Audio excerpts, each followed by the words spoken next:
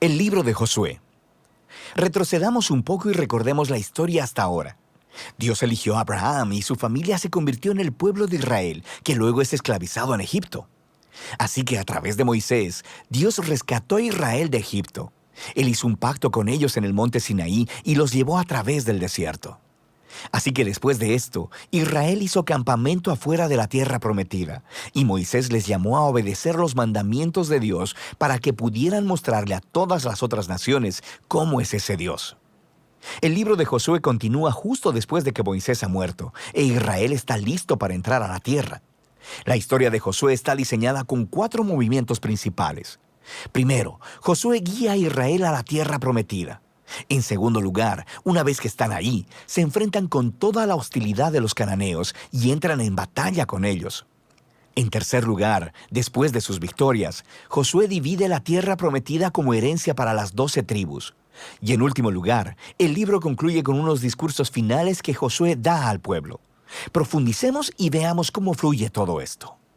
La primera sección inicia con la muerte de Moisés y Josué es nombrado el nuevo líder de Israel. Y el autor intencionalmente presenta a Josué como el nuevo Moisés. Así que al igual que Moisés, Josué llama al pueblo a obedecer la Torá, esto es los mandamientos del pacto que les fueron entregados en el monte Sinaí. Y luego, Josué envía espías a la tierra, justo como Moisés lo hizo en Números capítulos 13 y 14, excepto que esta vez las cosas van mejor. De hecho, algunos cananeos incluso cambian de religión y deciden seguir al Dios de Israel. Luego, Josué lidera a todo Israel a través del río Jordán hacia la tierra prometida. Justo como el mar se abrió para Moisés en el Éxodo, aquí también se abre el río Jordán, y los sacerdotes llevan el arca del pacto a través de él, guiando a todo Israel. Ahora, en el capítulo 5, la historia hace una transición. El pueblo mira hacia atrás y examina sus raíces como el pueblo del pacto de Dios.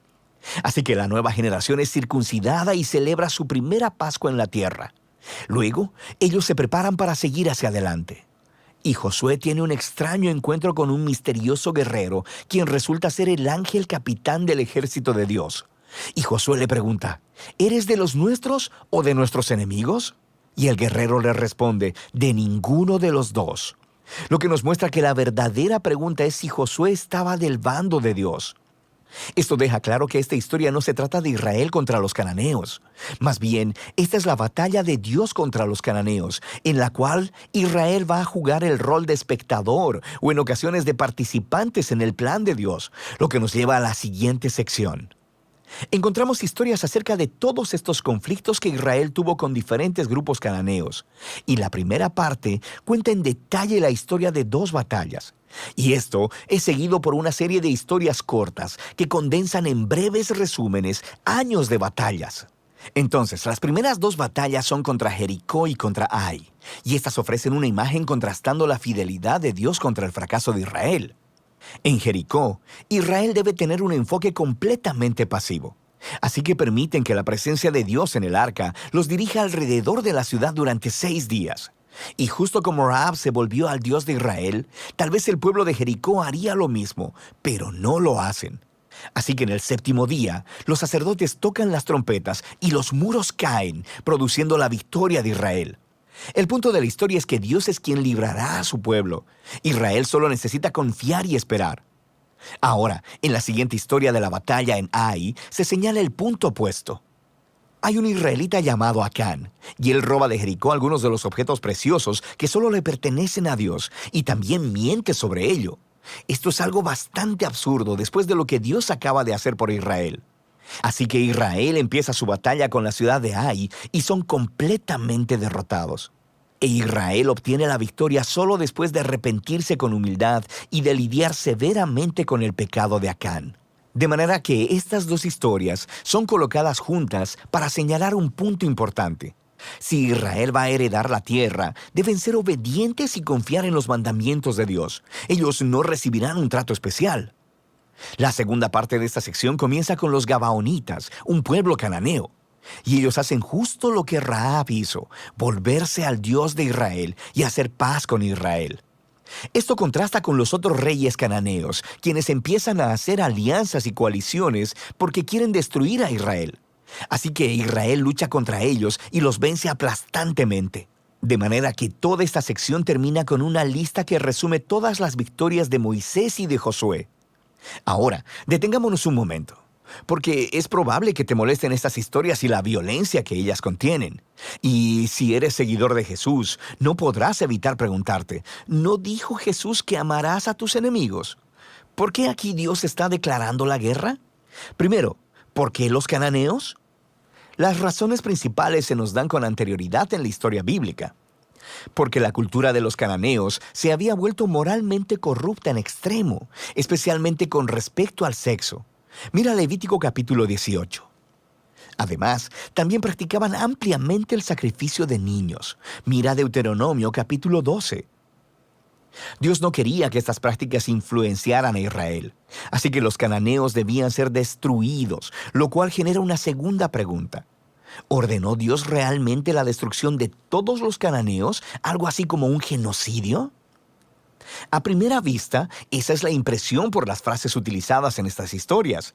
Los destruyeron por completo, no dejaron sobrevivientes ni nada que respirara. Pero si das un segundo vistazo más de cerca, te darás cuenta de que estas frases son claramente una hipérbole y no literales. Así que regresa a los mandamientos originales sobre los cananeos en Deuteronomio 7. Primero se le dice a Israel que expulsen a los cananeos y luego que los destruyan totalmente. Y estas instrucciones están seguidas de mandamientos sobre no casarse ni hacer negocios con ellos. No puedes casarte con alguien que has destruido, así que ya entiendes el punto. La misma idea aplica a las historias en Josué. Míralas de cerca. Por ejemplo, se nos dice en Josué capítulo 10 que Israel no dejó ningún sobreviviente en las ciudades de Hebrón o de Bir. Pero luego, en el capítulo 15, vemos que estas ciudades todavía están pobladas de cananeos. Así que lo que vemos es que la narrativa de Josué cuadra bien con otros registros antiguos de batallas al utilizar lenguaje hiperbólico y no literal como parte de su estilo narrativo. De manera que la palabra genocidio no encaja con lo que vemos aquí, especialmente a la luz de las historias de los cananeos que sí aceptaron al Dios de Israel, como Rahab o los Gabaonitas.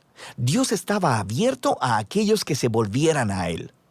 Una última cosa que debemos considerar es que estas historias marcan un momento único en la historia de Israel. Estas batallas estaban limitadas a un puñado de pueblos viviendo en la tierra de Canaán. Con todas las demás naciones, Israel estaba llamado por Dios a buscar la paz. Mira Deuteronomio capítulo 20. Así que el propósito de estas historias de batalla nunca es decirle al lector que vaya a ejercer violencia en el nombre de Dios. Más bien, estas historias muestran a Dios llevando su justicia sobre la maldad humana en un momento especial de la historia y de cómo Él libró a Israel de ser aniquilado por los cananeos. Ahora, regresemos al diseño del libro. Después de años de batallas, vemos a un envejecido Josué y quien empieza a dividir la tierra entre las 12 tribus de Israel. Y la mayor parte de esta sección es una lista de fronteras. Y seamos honestos, es un poco aburrida. Es como leer un mapa que no tiene imágenes. Pero para los israelitas, estas listas eran muy importantes. Este era el cumplimiento de las antiguas promesas de Dios a Abraham, de que sus descendientes heredarían la tierra prometida. Así que ahora todo estaba sucediendo hasta el mínimo detalle, lo que nos lleva a la sección final. Josué da 2 discursos al pueblo. Son muy similares a los discursos finales de Moisés en Deuteronomio. Josué les recuerda sobre la generosidad de Dios, cómo Él los trajo a la tierra prometida y los rescató de los cananeos. Así que les llama a alejarse de los dioses cananeos y a ser fieles al pacto que hicieron. Si así lo hacen, esto los llevará a la vida y la bendición en la tierra. Pero si son infieles, Israel mismo hará que caiga sobre sí el mismo juicio divino que experimentaron los cananeos. Serán expulsados de la tierra hacia el exilio.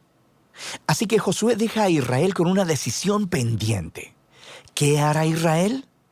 Esta es la gran pregunta que surge mientras la historia termina. Y este es el libro de Josué.